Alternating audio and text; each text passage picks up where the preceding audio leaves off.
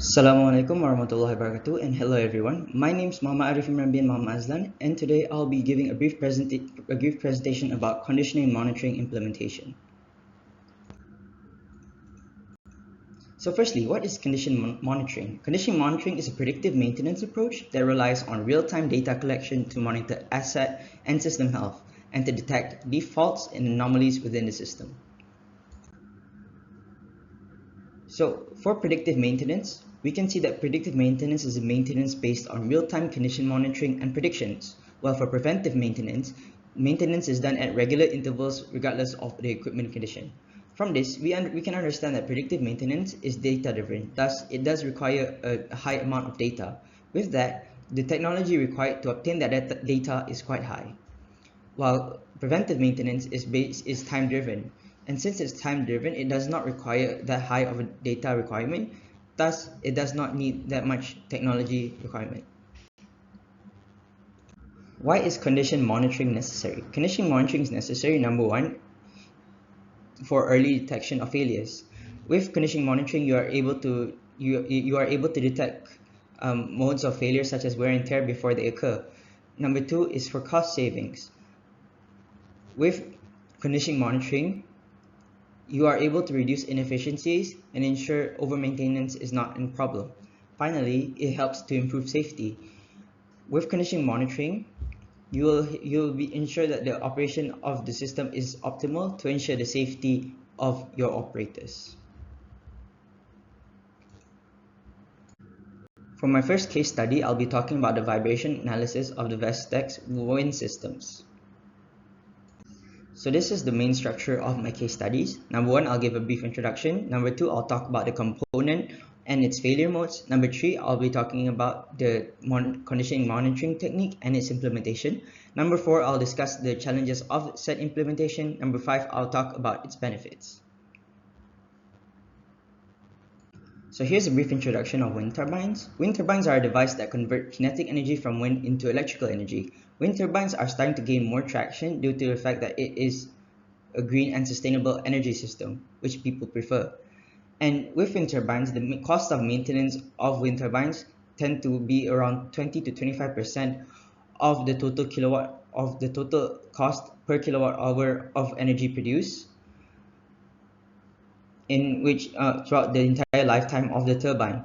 And turbines generally are operationally unavailable for 3% of its lifetime.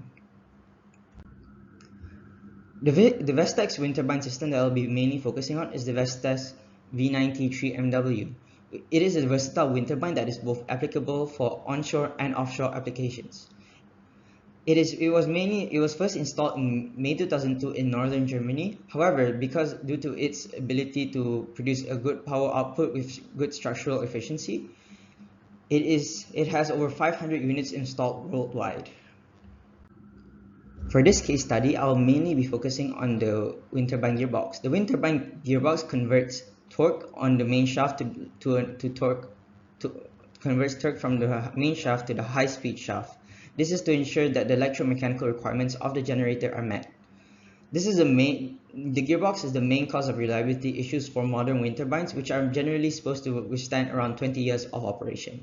The main causes of gearbox failure are number one, corrosion of gear teeth, number two, damaged bearings, number three, gear damage, number four, oil leakage, number five, broken shafts, number six, insufficient lubrication oil. Here is a brief video example of a worn out wind turbine gearbox. However, I won't be able to show you about it that much. I can't play the video right now.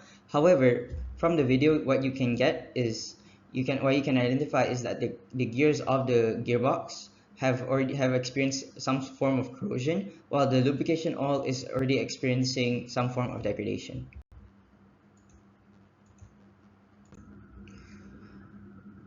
Next, we'll be talking about vibration analysis and its implementation. Vibration analysis is the most common technique for rotating machineries. It is most effective for early failure detection and allows for online real-time monitoring.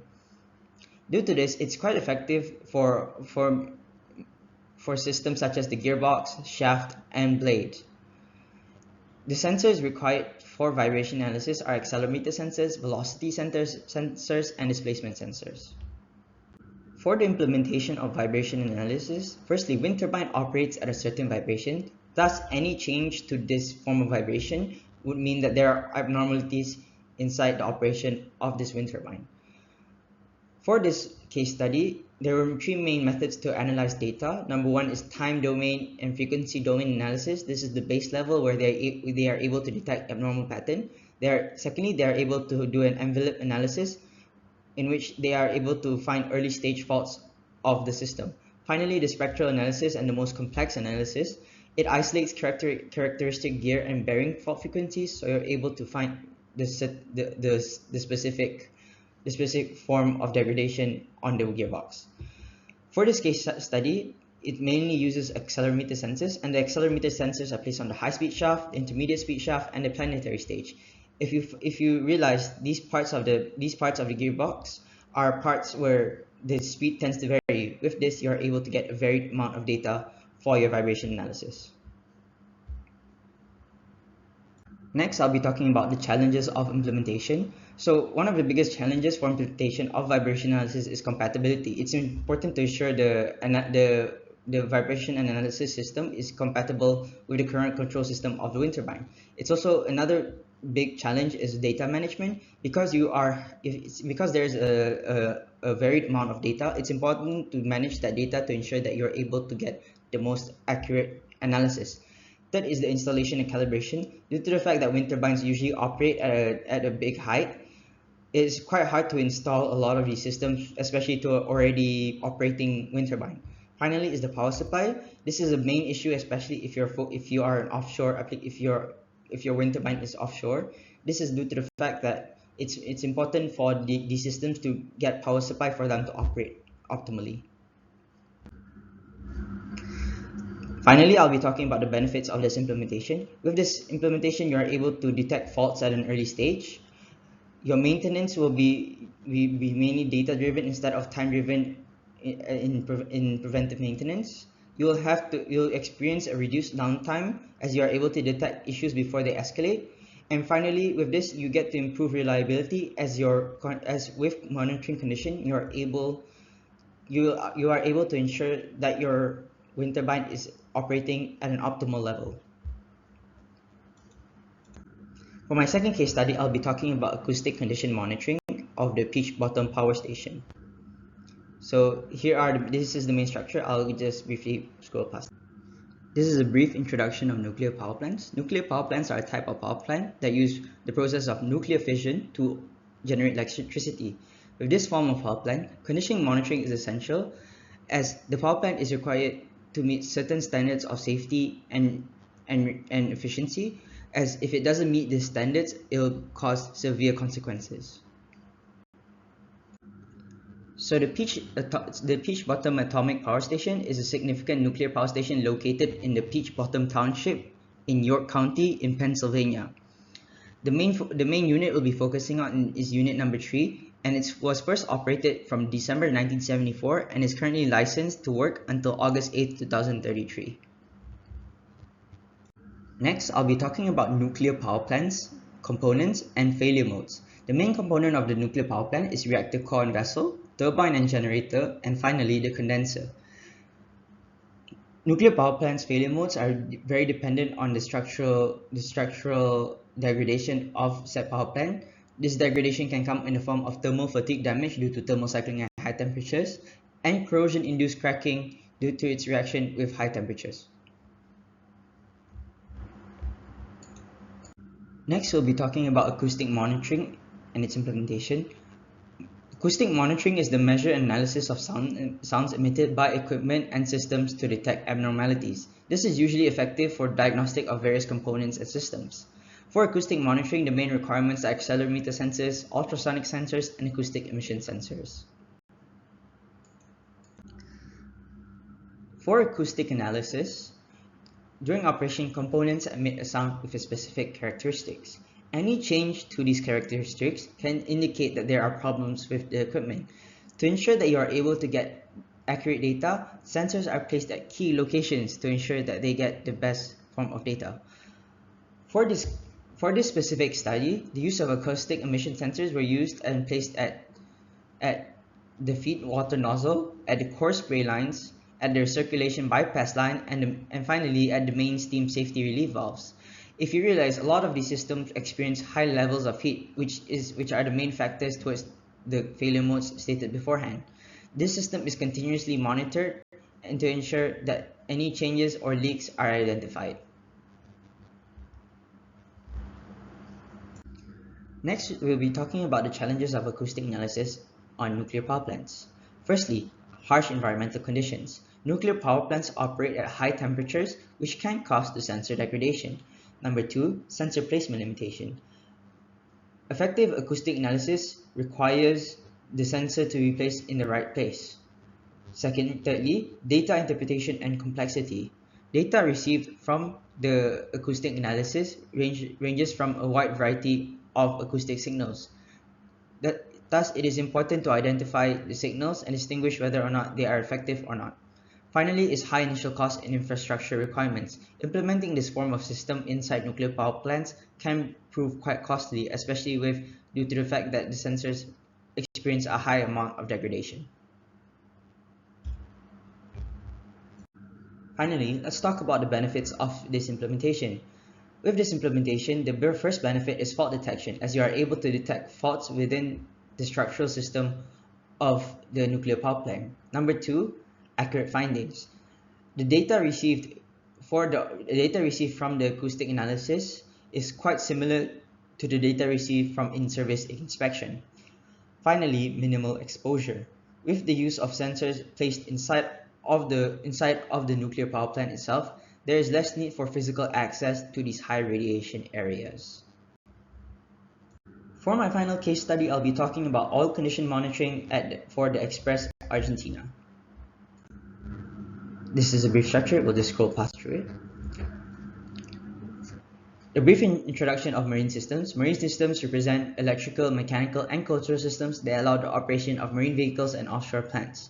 Conditioning monitoring for these form of systems is important to ensure operational efficiency, safety, and effectiveness. The Express Argentina, or previously known as the MV Hanjin Buenos Aires, is a container ship that was built in 2010 by the Hanjin Heavy Industries and Construction Company Ltd. And is currently owned by Dana Shipping. The main use for this case study is it is implemented the ExxonMobil's mobile cylinder condition monitoring system implemented on it. Second, let's talk about the marine lubrication systems and the lubrication degradation. Marine systems consist of a wide variety of mechanical systems such as engine systems, auxiliary systems, and gearbox systems. These systems require lubrication to ensure effective operation and increased lifespan. For these lubricants, they can experience several forms of degradation. Firstly, for oxidation, in which the lubricants react with oxygen inside the air. Number two is thermal degradation, as the molecular structure of the lubricants start to degrade. And finally, contaminants, such as wear debris from mechanical systems, water, and any other form of contaminants such as dirt. For oil condition monitoring, it is a measure of an analysis of the chemical and physical properties of said lubricant oil. It is quite efficient to diagnose the quality of said lubricant oil. The key parameters that we take into consideration are such as total acid number, viscosity, and particle count. For this specific case study, the mobile surf cylinder conditioning monitoring system, a system that is a cloud-based service that analyzes oil samples using an X-ray fluorescent technology, is used to identify the quality of said oil. The process of this conditioning monitoring is number one, to obtain sample, number two, to have analysis of the sample on board, and finally to generate a report of the sample to identify the actual condition of the lubrication.